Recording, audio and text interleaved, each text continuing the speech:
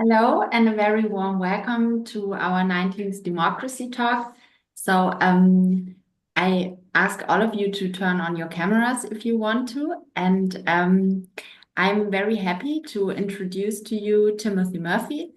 Um, he is working at the University of Limerick in Ireland, and he will be speaking today about the topic Pedagogical Thoughtfulness for Democracy, Insights Drawn from In- and Pre-Service Teachers. So I think this will be a very interesting session today because we will learn about how important it is to engage also strongly within teacher training. And so I don't know, Timothy. Correct. You put on your camera. Great. Can you hear us? I can indeed, Diana, and thank you all for your attendance this afternoon. And I hope that the session will be somewhat helpful and beneficial for you. It will be, definitely. So I think we could directly start, Timothy. You can start with your presentation, and then afterwards we will have some time for questions and a discussion. I have prepared some questions I would like to speak about, but I also invite all our participants here in Zoom and that are live in YouTube to address any comments. But first of all, please, if you want also, Timothy, introduce yourself just in brief, and then you can start with your presentation. Very good, thank you. My name is Dr. Timothy Murphy, and I'm an associate professor in the School of Education here at the University of Limerick, with a particular focus around educational research and policy, working largely with initial teacher students, pre-service students, and also in-service teachers as well. The title of my talk today is Pedagogical Thoughtfulness for Democracy, Insights Drawn from In- and Pre-Service Teachers. The background to this project originated with involvement in a European project entitled Teacher Wellbeing and Diversity in Ethnically and Socially Diverse Teaching Contexts. And the project was looking at, how teachers and educators can be as effective as they possibly can in those teaching contexts. So in other words, what constitutes teaching effectiveness in those contexts? In exploring around teaching, learning, and well-being, given that it was a project around teacher well-being and diversity, the project team at the University of Limerick identified this concept, teacher pedagogical well-being, drawn from the researchers Sonini et al. In 2010. Adapting their research, we developed this framework to capture what is the essence of teacher pedagogical well-being. It's the experience of being an effective teacher with these four aspects: engaging with students, engaging with colleagues, designing and developing instructional tools and materials, and teacher reflexivity on teaching. And the research suggests that when those four areas are in a good place, it increases the likelihood of experiencing pedagogical well-being, teaching effectiveness, the experience of teaching effectiveness in your work as a teacher. So the question then emerged for me, whether there is a possible connection between that understanding of teaching effectiveness and being a democratic practitioner. So in other words, is a teacher who is experiencing teacher pedagogical well-being in his or her work as a teacher also naturalistically evidencing democratic practice as a teacher, which in turn may nurture democratic practices and capacities for his or her students. And it aligns, I think, quite nicely with this understanding of being a democratic teacher drawn from the Council of Europe website reference framework of competencies for democratic culture. Being a democratic teacher requires more than just being good at one subject. It requires, to name but a few, the ability to listen to learners, colleagues and parents, openness for the cultural affiliations and practices they bring into the educational process, as well as empathy and a sense of responsibility. And if you look at what constitutes teacher pedagogical well-being around relationships, around interactions, around co-constructing lesson resource materials, you can see the alignment with that actual understanding of being a democratic teacher. So it invited me to look a little bit more closely into the Council of Europe, and I came across their framework, the Council of Europe reference framework of competencies for democratic culture, with the aspects around values, attitudes, skills, knowledge, and critical understanding.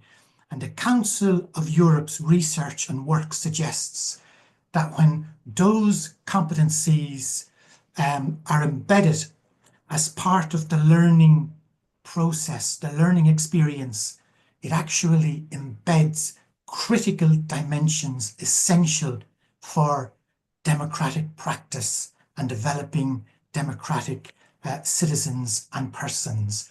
And when I look closely at that framework, I could see that, attitudes, responsibility, tolerance of ambiguity, self-efficacy, around skills, empathy, cooperation skills, conflict resolution skills, values, human dignity, and human rights.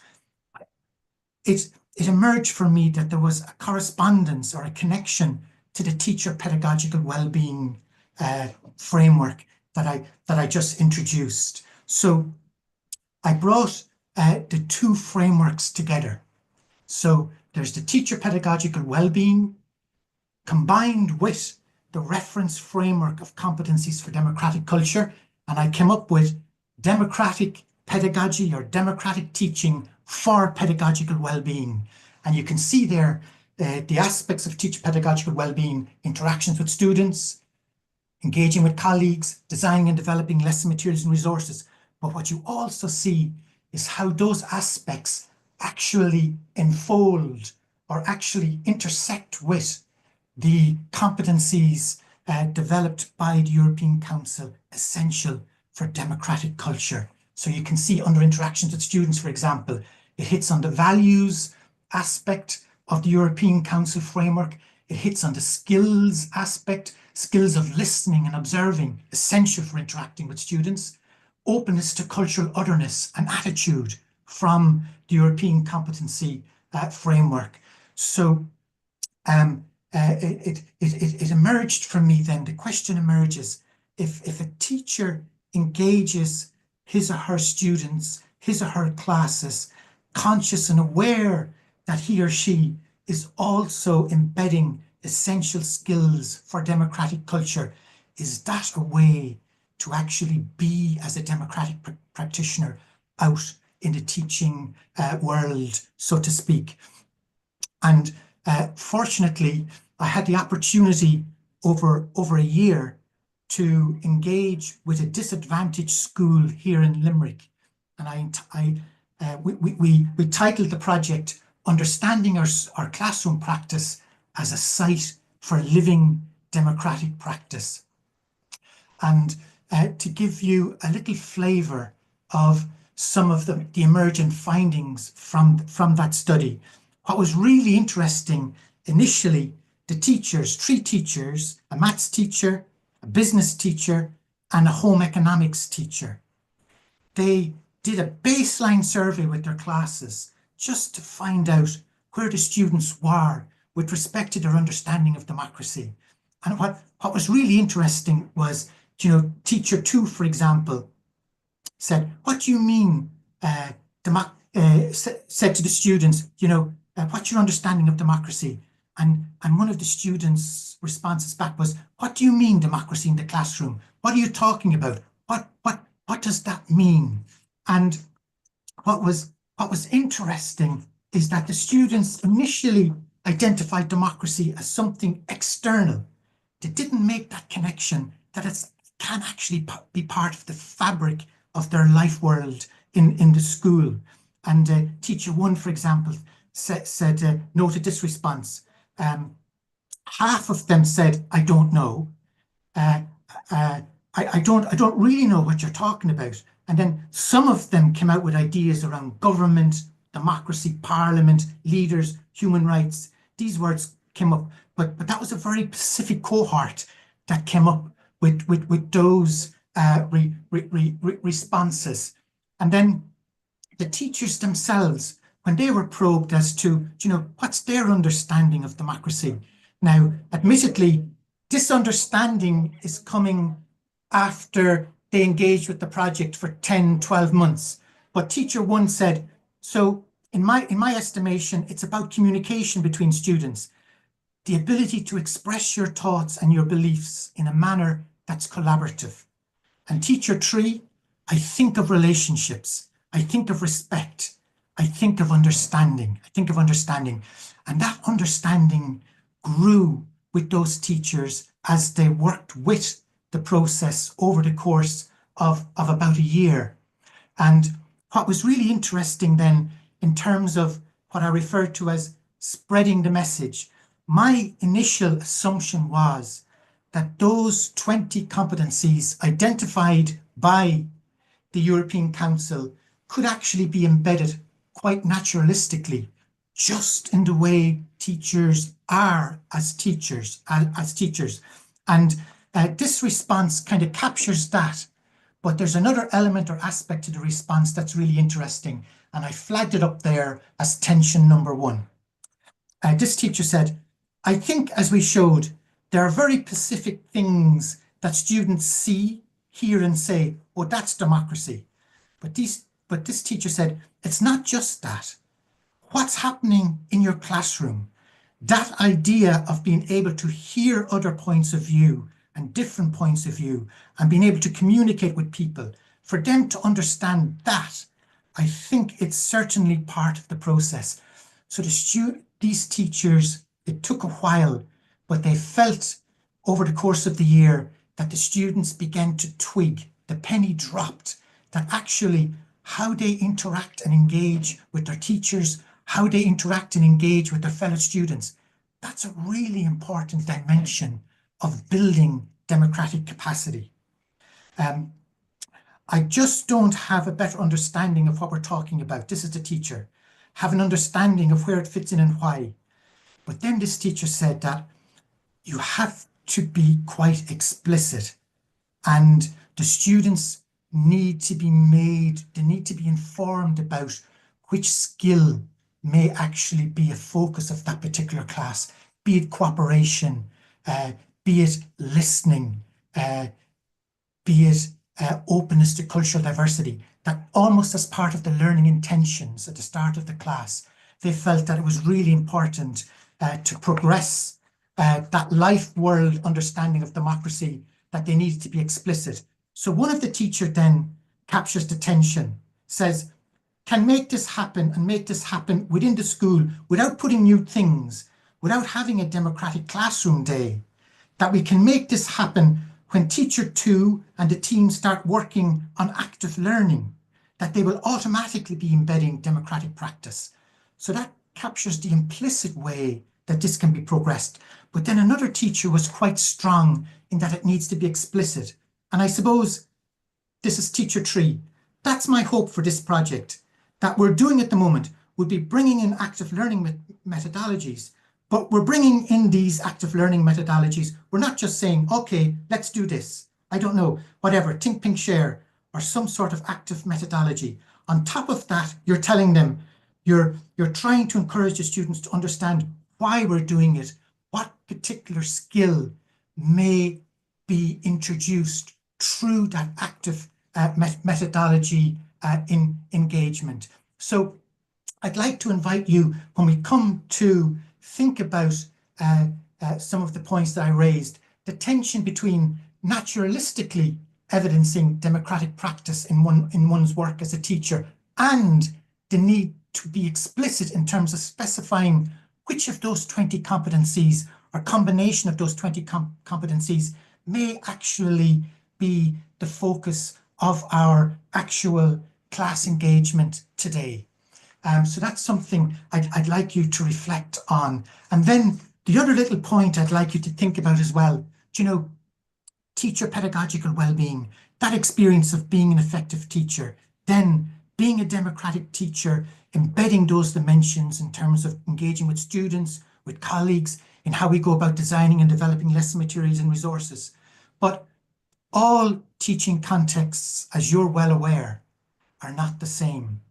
And there was another project that I was involved in, and these teachers actually worked in a disadvantaged school and are very aware of challenging contexts.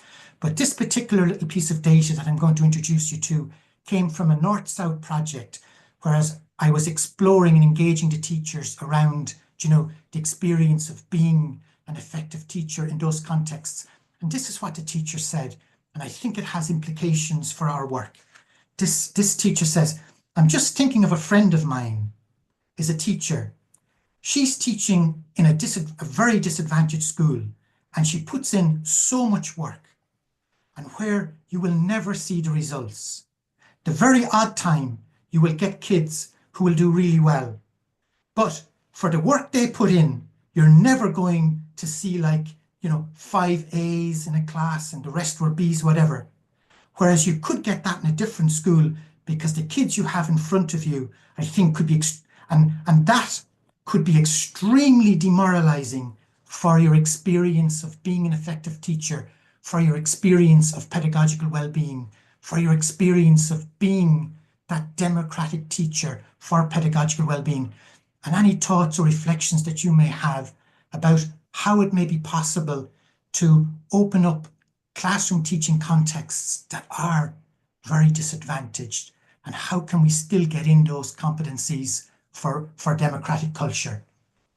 And then, colleagues, something that you're very much aware of as well, and it was referenced by these 3 teachers, is the fact that oftentimes our education systems are very facts driven, and these teachers recognized that the process that they engaged with over a year was a process, and that it's difficult to entertain that space or to make space for that in education systems that are driven by points, that are driven by results, that are driven by the outcomes rather than the process. And then, colleagues, the final little point there on emergent findings is something that I'd really welcome your thoughts about as well. And one of the teachers intimated that the process that they engaged with over the course of that year, where they were exploring how they could, in their natural work as teachers, also be embedding those core skills, competencies for democratic culture. And this is what the teacher said. There doesn't seem to be much of a focus on this within initial teacher education. That I can see anywhere, or that I've heard of. So I just think that's quite interesting. And maybe it's an area that could be further tapped into. Because, colleagues, I think each of you critically appreciate how essential our education system is to nurturing, developing, and sustaining democracy, and how essential that is today. Always important, but I think we all appreciate how it's become accented in recent times. And the work that I was involved with for this project, it really gave me a sense of possibility, because the teachers recognized and realized that it can happen naturalistically. It doesn't have to be something new coming in on top of all of the other activities and processes that are going on. So thank you very much, colleagues, and I really appreciate your time. Thank you, Timothy, very much for your presentation. And I took note of some questions, but I also invite everybody here in Zoom and in YouTube to address your comments if you have them. Um, I would like, it's funny because I had the same question you addressed in the end. I would wanted to ask you, what do you think? How can we train on democratic teaching for pedagogical teaching? If you can give some concrete examples for how could we embed this in teacher training? Um, I think Diana, that is a critically important question. And in fact, as I was preparing for this presentation, it just struck me that that would be a really nice question to open out to the community that's here today, for any thoughts or ideas, in engaging with the three teachers for that most recent project on understanding our classroom practice as a site for living democratic practice. What really struck me quite strongly is the emphasis that was placed on active learning methodologies, that in the engagement with those activities, there are natural intersections with the core competencies identified by the European Council. You know, the autonomous learning skills, that's often an important dimension of active learning. The skills of listening and observing, you know, working in teams, peer learning, sharing expertise, collaborating with colleagues, cooperation skills, conflict resolution skills often can emerge in those dynamics as well as part of active learning. Very valuable skills to learn.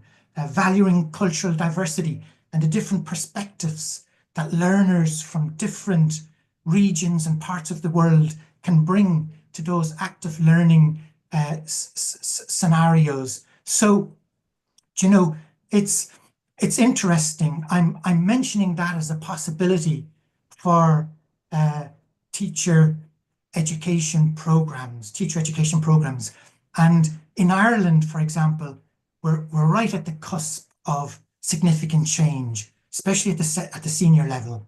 And you know, as you're well aware, even your own education systems, I suspect, may very well also be impacted by this. But our education system for so long has been so driven by points and results and outcomes that the space and opportunity for teachers to engage in active learning methodologies was significantly constrained.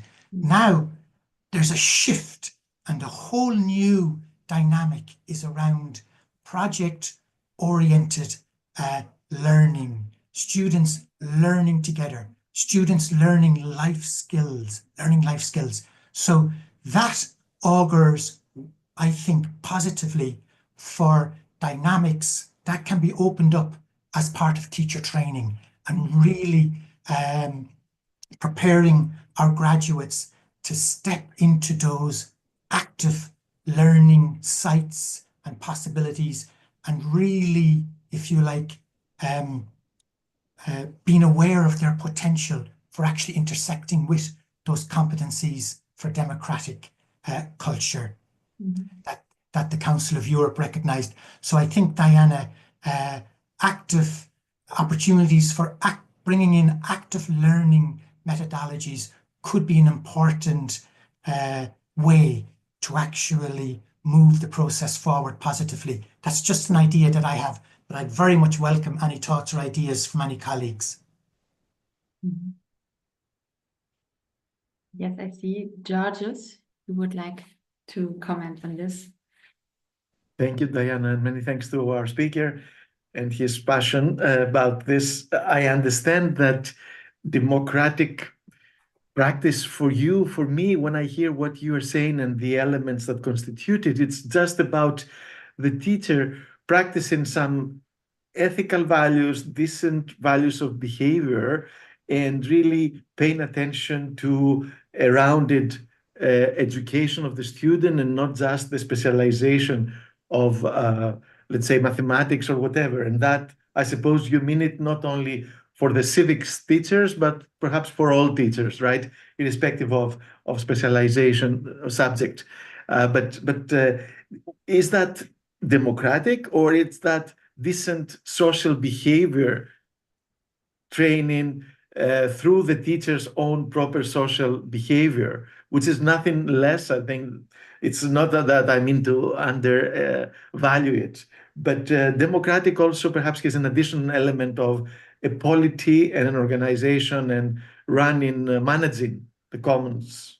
And that's an additional element. So are these both included? And is this new turn towards experiential, let's say, teaching enough, or we do need also some kind of notional also training and understanding what is democracy, what is this and that, not only the practical element of behavior patterns that we build through experiential repetition. Sorry, I had too many perhaps questions, and I'm not a teaching expert, but yeah, thanks. If you could answer any, thank you. George, I think you captured it very well and very succinctly. And I do think you need both. I do think you need both. You definitely need an understanding of the institutions at the national level and at the EU level. But what was very interesting is that the students didn't have that connect. Certainly initially at the start, there was a disconnect when they were asked for their initial understanding of democracy. I mean, they were actually quite startled by the results that came in, and they were a little bit, what's the word, anxious to kind of make the results explicit to me. But for example, does democracy matter? Second year maths, 55% yes, 45% no. First year home economics, yes, first year they were quite strong actually. 87% said yes. But then, is there democracy in the school? First year home economics, none, 46%. No, some 46%, none 31%, a lot 23%. Second year maths, none. Is there democracy in the school? None, 58%, some 37%, and 5% then a lot. So they just didn't make that connection, Georges, between how they are actually as persons and how they actually engage with each other, how they actually respect difference, how they actually are willing to learn and listen to each other, their willingness to collaborate with each other. They just didn't tie that down actually to being part of democracy. And the teachers, it took time, Georges, but over the course of that year, by the end of the year, the students, the penny dropped for the students.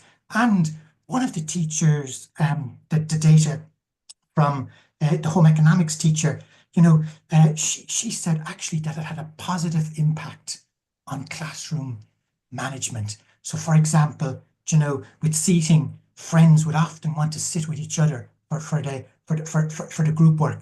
But she sort of wanted, obviously, for classroom management and behavior to kind of break up the friendship groups. And she says, when they began to kind of, show not favor to that process, she says, but look at the skill we're actually trying to develop today, cooperation. And she said that really brought the students forward, Georges. But I still think, Georges, that in itself is not enough. You still need the other as well, the knowledge and understanding of the institutions. Thank you to both of you. I was also thinking about your question, Timothy, when you mentioned if it's needed to be explicit when we teach about democratic competencies. And this is my opinion, and maybe you might have a different one, or I would be interested in listening to your opinion also, Timothy. But I think it's needed to be explicit because if we have an education system that is very outcome oriented, I think then at least the democratic competencies we teach should be also titled and named, because very, very often we speak about this kind of soft skills, and this is also how to say, we are not valuing those competencies enough. And so I think it would be good to be explicit and to include it explicitly in teacher training, but also in curricula for students. But this is my opinion, of course. What do you think about it? Diana, I would agree 100%. And what comes to mind is one of the teachers actually made the comparison between when learning intentions and learning outcomes actually came into the school.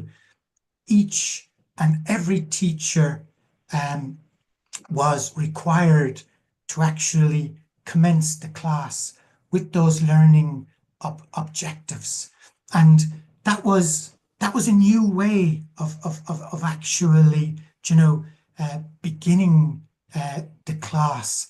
But in order for it to kind of take hold and to take root, it was really, really important that all of the teachers came on board with explicitly naming the learning intentions and learning objectives.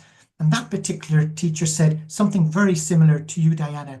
Is it any different for these competencies for democratic culture, that they also need to be named and made explicit? Otherwise, the very point that you made, Diana, she intimated that they won't be recognized and they won't be valued and they'll be lost. They'll be lost.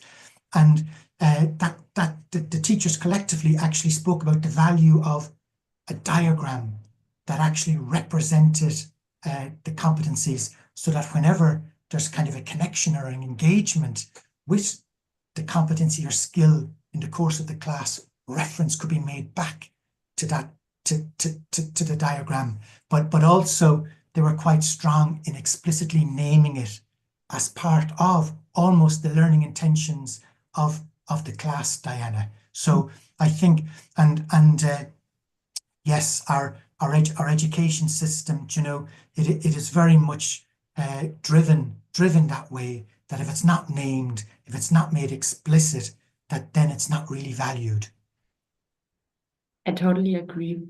And I also think in the end, who is the person that decides what kind of topic or competency needs to be integrated in a curricula? Of course, it's a decision of the education system, but why is, for example, a topic in math more important than collaboration in or cooperation or democratic values in a broader sense?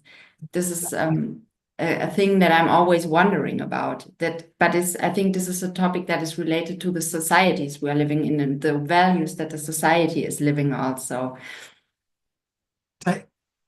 Diana, it was a maths teacher that was actually one of the teachers that I engaged with, and then a business teacher and a home economics teacher, and he would the awareness, or the penny, when the penny dropped for them. I mean, they said when they looked at those 20 competencies, I'm thinking of teacher 2 now in particular. She said, sure, we're doing that. We're doing them already in our practice, but they hadn't made that connection to the democratic connect, so to speak. I mean, the Council of Europe has outlined them here as being essential ingredients for democratic culture. Teachers are doing these naturalistically as part of their work of being a classroom teacher, but they're not making the connect because that awareness wasn't switched on. But for these teachers, through engaging with the project, that awareness switched on, and they said, oh yeah, like even in maths, there's wonderful possibilities to actually develop these skills and competencies, Diana. So the great thing about, when I originally encountered these competencies, it just struck me that it's good pedagogy. It goes across all subject areas. And that actually I found quite positive, in the sense that any teacher can potentially be part and parcel of the project of building skills, capacities, competencies for democratic culture, which are essential, Diana.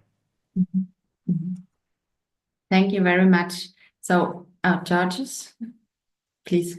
So yes, as we broaden this now to include all subjects, and we agree, I think, can we also expand all these competencies to the digital realm, which is a space where students perhaps spend most of their time nowadays? So I wonder whether the teacher should also have a presence online to be able to demonstrate there these values as lived competencies through themselves, but also to be able to separate the students, there, to make them include in their exchanges other students, because as we see that the students now live in the digital world, and the behavior of a democratic citizen in there should also be in a way governed by these same of right attitudes, etc., transported to that cyber world. Or is that so or not? I don't know. Would you agree? And how can we do that, if you agree? Georges, I think that's a really valuable insight. And of course, during COVID, as teachers and educators, we certainly lived that online experience in many respects, and many of us were kind of sprung into it, almost for the first time overnight. And I think it's an essential area that needs to also be attended to, because so many of our young persons today, as you mentioned, Georges, spend so much of their time online and in the digital sphere, so to speak. And I think there's additional complexity, because there are ways to embed, for example, active learning possibilities and methodologies in that sphere. And I think those spaces would be critically important, to open up those spaces for sharing, for collaboration, for listening to different perspectives, for developing empathy and understanding across cultures. And one of my colleagues, Georges, that I worked with in the previous project around teacher pedagogical well-being, and whom I continue to work with across modules here at UL, is involved in e-twinning, and is opening up our students to the processes and the opportunities of e-twinning, and giving students those opportunities to interact with students from different places and different cultures, without having to leave your shore, so to speak. But critically important, Georges.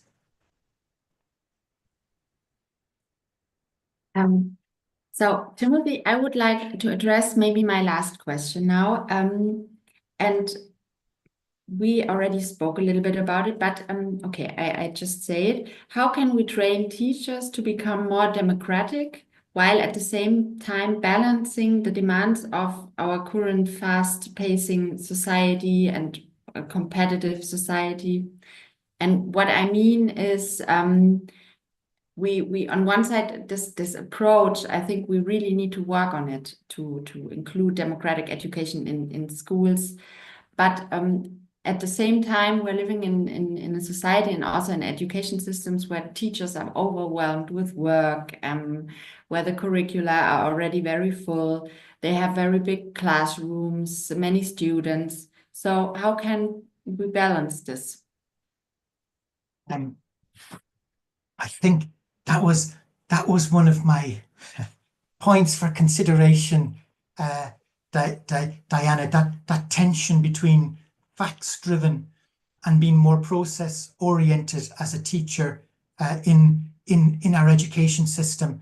And the participants in that project, understanding our classroom practice as a site for living democratic practice, they named that very question, Diana, and the maths teacher, intimated that he came from a more process-oriented way of thinking, but equally recognized that some of his colleagues were more facts-focused. And I think that's a really difficult space to operate in.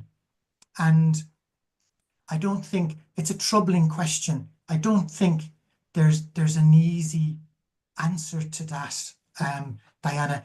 And I think the tone, if you like, is often set by, the policy shapers and the policy makers. And in our education system in recent years, our professional body, the Teaching Council, has received more capacity, more influence, more impact. But they came on the scene about 10 years ago. And right from the get-go, their brief was to work developmentally with the teachers, not to be a strict kind of overseer and checker on teachers, but to work with teachers from the bottom up. What do you need in order to be the best teachers that you can be? So they build trust. In that way, they build trust, Diana. And I think that's one of the critical ingredients that's necessary in order to have a learning environment that is actually nurturing and supportive of embedding and developing the competency for democratic culture, capacity building in that area, alongside the content learning that's also very, very important. So trusting the teachers, I think, is a critical step forward. And also, I think the teachers, certainly in the Irish context, are very much aware of the value of active learning and the potential for developing lifelong learning skills through active learning. But the system that we have in place at the moment doesn't facilitate that. Now it's beginning to change with junior cycle reform, and now senior cycle reform is also changing, bringing in more project work. I think that's critically important, Diana, to move away from terminal examinations where it's all about the cognitive learning that's downloaded for an exam, uploaded, and then forgotten about forevermore. But that a more process-oriented way of learning, I think, is also critically important. So what I'm speaking to there, I think, are some key ingredients that are necessary in order to provide a conducive environment for the actual working out of the framework around competencies from democratic culture. So if our schools aren't about the values, the attitudes, the skills, the knowledge and critical understanding that's actually identified within that framework, that's a sad state of affairs, I'm afraid to say, Diana. But that said, you know, we all can appreciate education systems where students don't really have the opportunity to entertain that space the way they need to and the way they should. Yes, you are right. I think we are now running out of time, Timothy. So I just can say thank you very much for your presentation. I will provide you the link that you can see our session afterwards. And I also invite you to join our next democracy talks if you are interested in joining. And before I close the session, I would like to announce our next democracy talk, which is taking place on the 26th of March. And then we invited Ingeborg Brains. She's the former director of the Women and Culture and the Culture of Peace program of the UNESCO. The title is still not totally confirmed. This is why I'm not mentioning it right now. But she definitely said yes, and she will do a democracy talk. So on the 26th at 3 p.m. CT, I hope that you all will join again. Diana, Yes. Diana, just before we go, could I just maybe reference the final slide? Of course, of course. Thank you very much, Diana. Then you need to share again. Oh, yeah.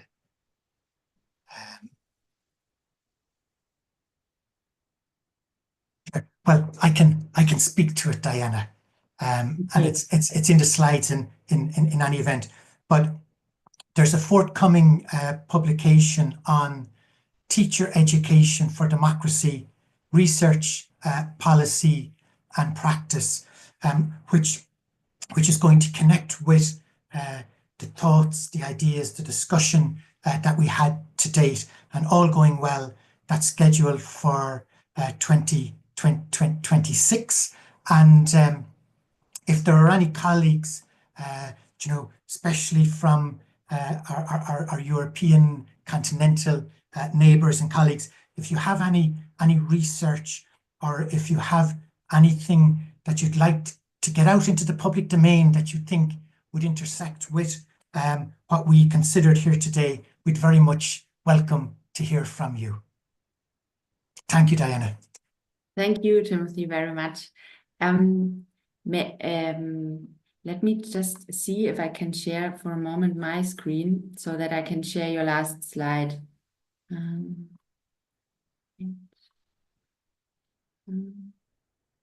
Because if you prepared it, we should show it also.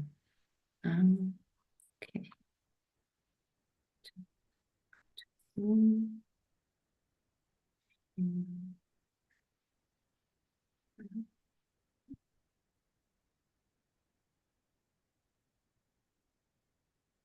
So.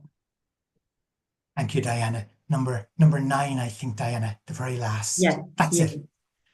So yes, it's a series that's developed from the teacher education policy in Europe, and they have a book series, Key Issues in Teacher Education, Policy, Research and Practice. And our intended connection to that collection is going to be around teacher education for democracy. Okay, thank you very much, Timothy. And as said, I will invite you for our next democracy talk when you have time. Feel free to join us again. And then on the 26th of March, we will then have our conversation with Ingeborg Brains. So I'm very much looking forward to seeing you again. And thank you all for joining us today. Thank you.